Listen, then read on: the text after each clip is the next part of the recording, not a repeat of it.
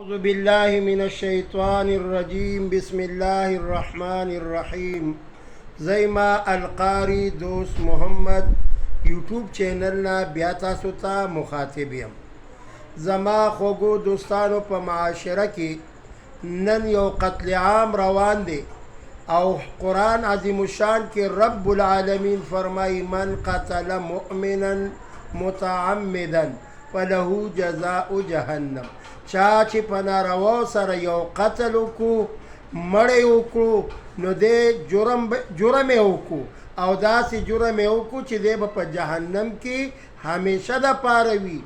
ولې الله پاک انسان ډیر ښایسته صورت سره پیدا کړی دی او د ده دا وینه او د ده دا زندگی ډیره قیمتي ده.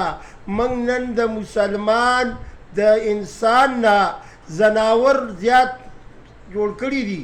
هغې کې وجه دا ده چې زمونږ او ستاسو ناپوهۍ د وجې نه موږ دا کارونه کوو. نو رب العالمین دې زمونږ او ستاسو په معاشره کې دا قتلونه ختم کړي. قتلونه عام شوي دي، د قتلونو نه ځان وساتئ او رب العالمین رضا کوي. ولې چې کله الله پاک انسان پیدا کولو نو فرشتو ویلي چې دوی به قتلونه کوي، وینې به تویوي.